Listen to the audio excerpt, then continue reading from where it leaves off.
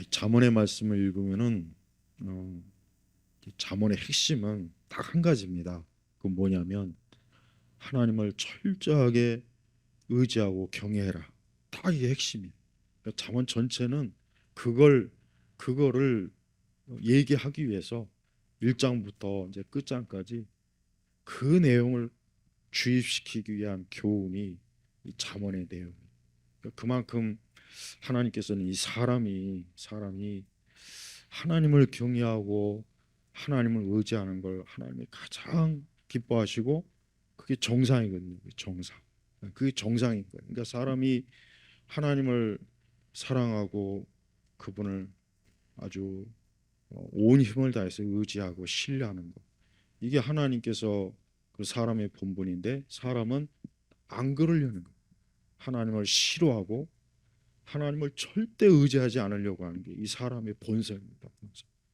그러니까 그거를 하나님이 아시니까 우리 그리스도인들에게는 이 잠언서를 통해서 하여튼 하나님을 경외해라. 하나님을 사랑하고 하나님을 의지하는 일에 있어서 아주 철저해야 된다. 이거를 가르쳐 주려고 이 잠언의 말씀을 우리에게 준 거예요. 그래서 세상은 이제 바로 그와 같이 사는 사람들이 많으면 세상이 좋아지지만 하나님을 싫어하고 하나님을 절대 의지하지 않는 사람이 많아지면 이 세상은 항상 악해지고 혼란하고 어지럽습니다. 그래서 개인의 삶도 다른 게 없고 오늘 3장 1절에 보면은 내 아들아 나의 법을 잊지 말고 나의 명령들을 내 마음에 간직하여라. 그 하나님께서는 우리가 하나님의 말씀을 잊지 않는 것, 항상 말씀을 자주 기억해내고 까먹지 않고 말씀을 언제나 여기 마음에 간직하라 그랬죠. 그러니까 말씀은 우리 마음에 있지 않으면 안 돼. 그러니까 말씀은 두 종류에 있어요. 첫째, 말씀은 머리에 있어야 됩니다.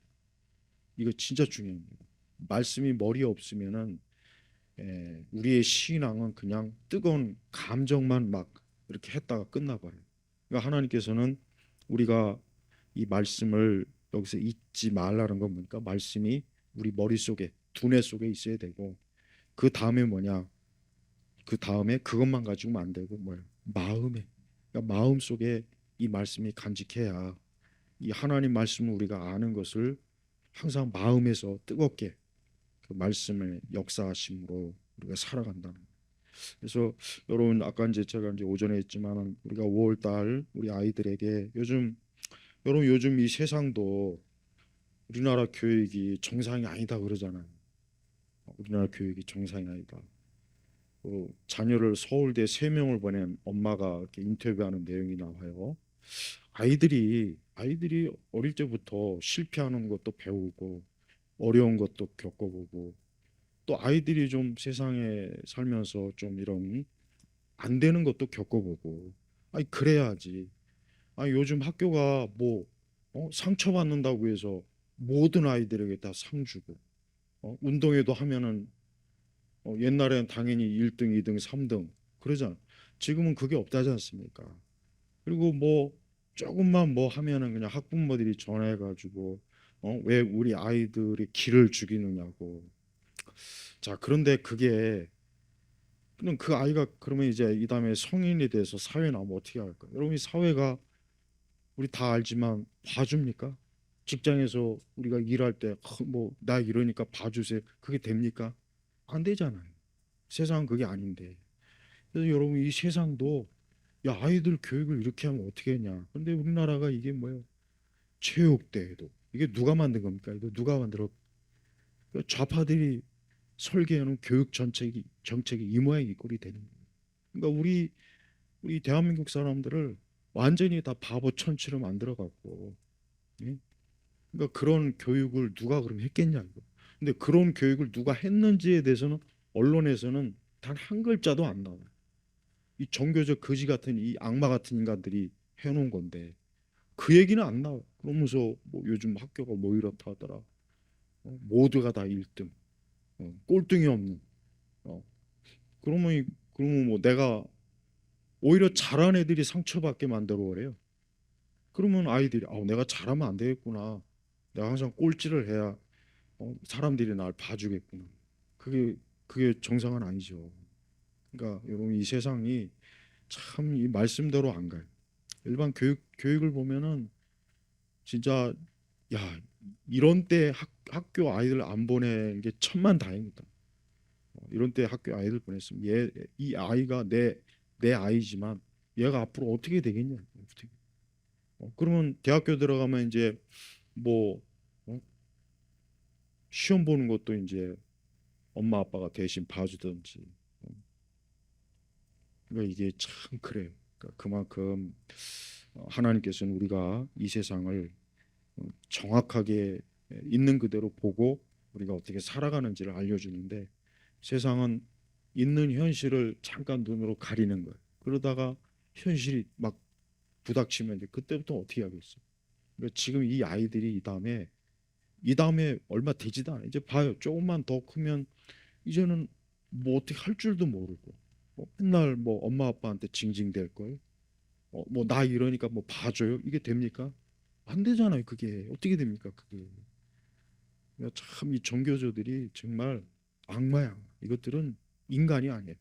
그러니까 이것들이 이 대한민국의 이 교육을 다 그냥 개판으로 만들어 놓고 그다음에 여러분도 이제 아시겠지만 대입 시험도 옛날처럼 학력고사 아니 뭐 이렇게 딱 했어야 되는데 너무나 많은 입시 과정을 막 복잡하게 만들어 가지고 그래서 결국은 이 부나 성공의 대물림이 이게 보편화되지 않고 시간이 가보니까 결국은 어, 권력을 가지고 있는 이것들이 끝까지 그 권력을 지 자식 때 자식의 자식 때까지 누리려고 설계해 놓은 게 이 우리나라의 대입 정책이에요.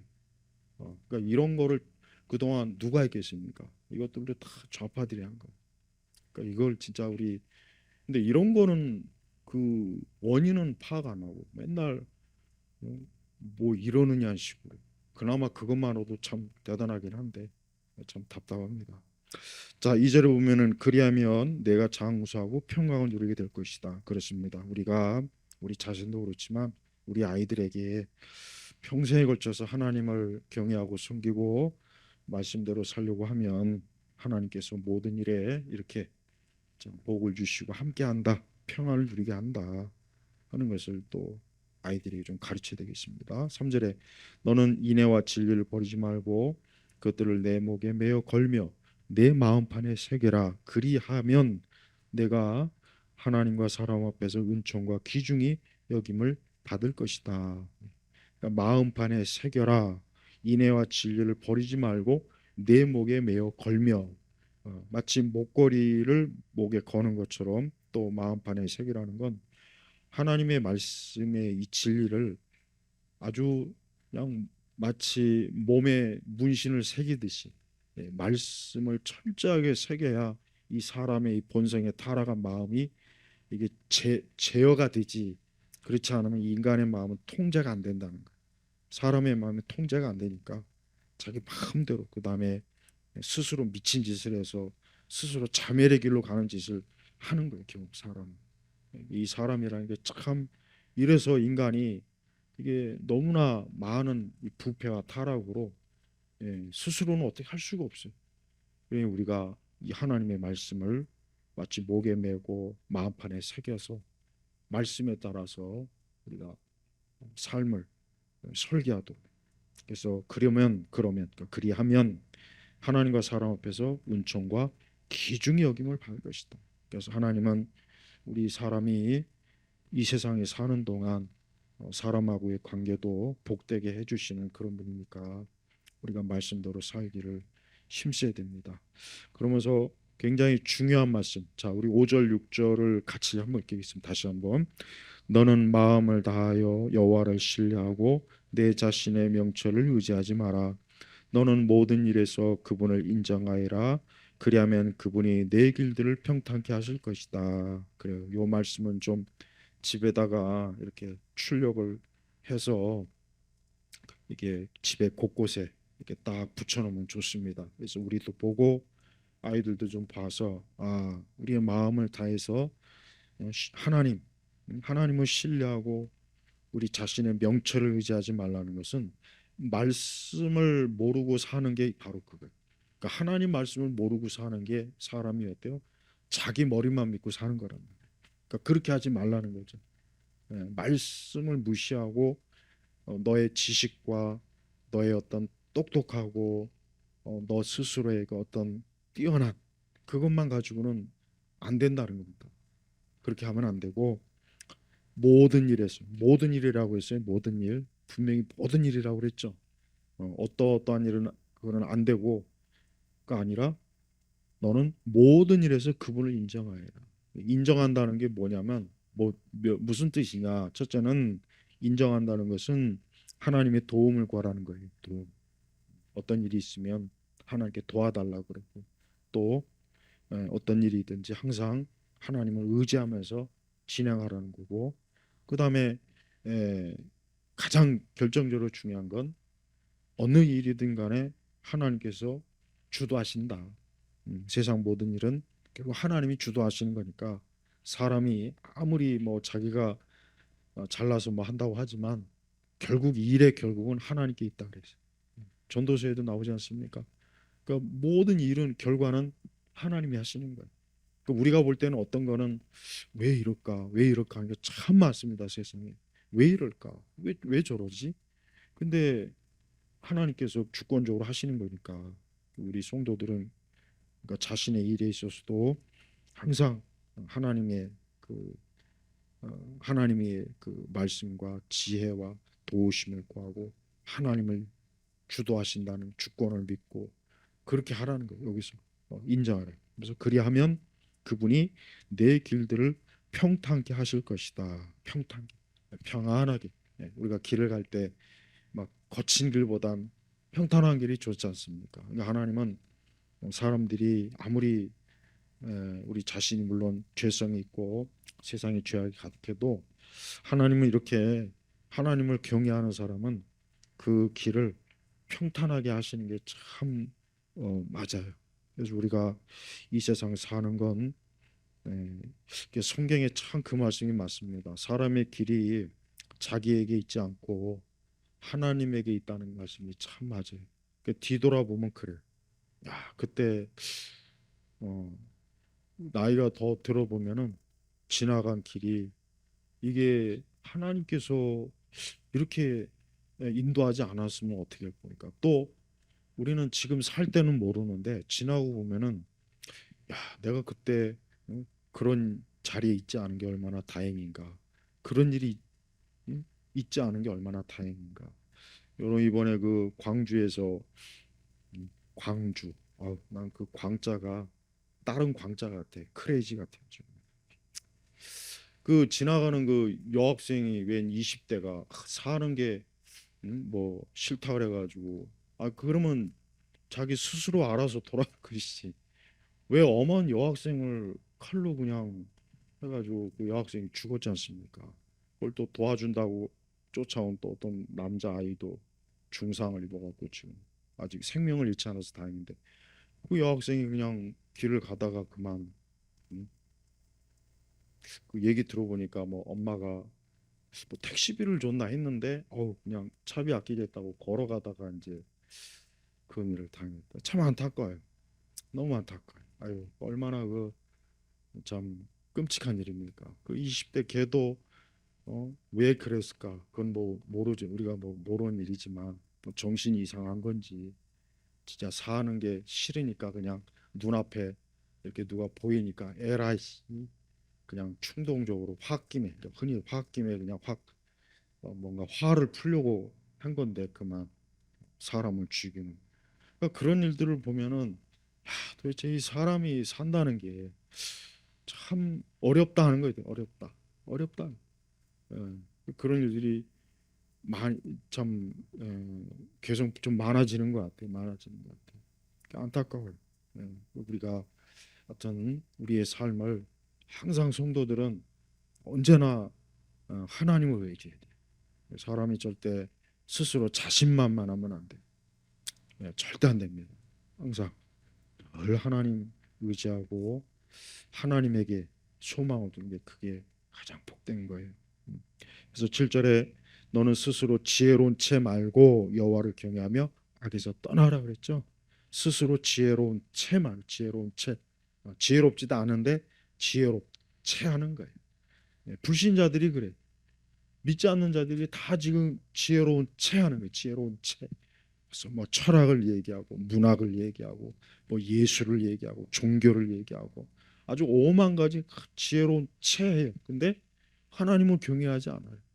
그게 악이고 그게 미련한 거예요. 그러니까 지혜로운 채한다는 거, 참 하나님께서 얼마나 사람이 하나님을 믿지 않으면서 말씀도 모르면서 그 많은 걸 얘기하고 떠들어대는 게 바로 그거예요. 지혜로운 채. 우리는 그러지 말라. 여호와를 경외하며 악에서 떠나라. 떠나라. 그것이 내 몸의 양약이 되고 내 뼈들을 윤택하게 할 것이다. 내 재물과 내 모든 소산물의 첫 열매를 드려 여호와를 공경하여라. 그러면 내 창고들이 가득히 채워지고 내 큰 통들이 햇포도주로 넘칠 것이다. 그러니까 우리가 하나님 말씀 안에 살 때 그게 우리의 육신에도 좋다. 우리 육신에도 좋지 나쁘지는 않다 이거죠. 우리의 육신의 건강도 하나님께 맡겨야 되겠지만 우리가 악에서 떠나라. 악한 것. 요즘 그 아이들 그 젊은 요즘 그 이 마약이 심각해요 진짜. 우리는 내가 볼 때는 우리나라는 마약 정책은 내가 볼 때 무너진 것 같아. 무너지고 거기서 나오는 그 많은 돈을 누가 가져갈까요? 뻔하죠. 정치하는 것들이 가져가겠죠. 그 많은 돈도. 여러분 복권 같은 것도 보세요. 복권도 순진하게 사는 분들이 내가 이거 사면 될 것 같다는 꿈은 좋은데 그 많은 복권을 거기서 나오는 돈을 누가 가져가겠습니까? 다 정치하는 인간들이 다 정치 자금으로 쓰지 않겠어요? 아, 그러니까 이 세상은 속이는 곳이야. 속이는 악한 곳이. 우리 성도들이 악에 몸담지 않아야 돼. 그 성도들은 자기 직업이나 또 자기 하는 모든 일이 이게 혹시라도 악한 게 아닐까? 그게 뭐 취미 생활도 그렇고 문화 생활도 그렇고 뭐든 간에 이게 혹시 악한 게 아닐까 하고 항상 그걸 살펴봐야 돼. 그래야 됩니다. 그래야 그게 자기에게 좋아요. 그렇지 않다가 괜히 나중에 또 큰 또 봉변을 당할 수도 있고 건강을 상할 수도 있고. 그리고 여기서 재물과 소산물 하나님은 우리에게 다 주시는 거예요. 하나님은 우리가 가지고 있는 것 중에 하나님 것이 아닌 것이 없어요. 다 하나님 것 사실. 그런데 하나님은 그 중에 여기서 첫 열매 이 소산물이라고 하는 것은 우리 신약의 관점으로는 11조가 될 수도 있고 또 하나님 베드리는 감사의 예물이 될 수도 있어요. 근데 하나님은 그런 걸 통해서도 공경하여라 그랬잖아요. 그러니까 물질로도 하나님을 공경해라. 물질로 하나님을 공경하는 자는 절대 물질로 하나님께서 그가 무너지는 것은 하나님이 절대 그거 놔두질 않아요. 반드시 하나님이 또 복되게 채워주시고 그렇게 하세요. 예. 그래서 하나님은 우리가 이렇게 오늘 이제 그 잠언 3장 1절에서 10절 말씀은 우리 자신과 우리 아이들에게 꼭 이런 말씀을 알려줘야 돼, 들려줘야 돼. 이렇게 해야 된다. 세상을 살아갈 때 반드시 하나님의 손에서 우리가 사는 거지. 하나님을 외면하고 무시하고 너 혼자 너가 잘할 것처럼 하면은 나중에 크게 무너지니까 그렇게 하지 말라고. 그래서 항상 하나님을 모든 면에서 공경할 줄 알아야 된다. 이런 거를 이게 바로 지혜. 이게 지혜. 이런 지혜가 없으면은 그가 아무리 수학 문제를 잘 풀고 영어를 잘하고 그가 아무리 뭐 과학 기술에 능한 사람일지라도 어때요? 그래도 그는 거기에서 이득을 얻을 수가 없어요. 텅 비고 공허할 수밖에 없어요. 그래서 특별히 오늘 말씀 중에 이 5절 6절 말씀, 5절 6절 말씀 참 귀합니다. 이 말씀은 우리 스스로도 이 말씀을 음, 마음에 아주 명찰을 새기듯이 새겨서 음, 문신을 좋아하는 사람은 차라리 이거를 그냥 몸에다가 이렇게 도배를 하면 좋겠더라고. 이런 걸 도배를 하면은 본인도 좋고 보는 사람도 좋지 않겠어요? 이왕 문신할 거면은. 어, 자, 마치겠습니다. 하나님 아버지 감사합니다. 날이 많이 더워집니다. 우리 교우들 올 여름 건강 지켜주시고 더위에 지치지 않게 하시고 또 마음에 힘 잃지 않게 하시고 또 건강도 하나님 또한 돌봐주옵소서. 우리 교우들의 가정과 모든 일에 오늘 말씀처럼 하나님이 풍성하게 채우시고 복되게 해주시기를 간절히 기도합니다. 예수 그리스도의 이름으로 기도 올렸습니다. 아멘.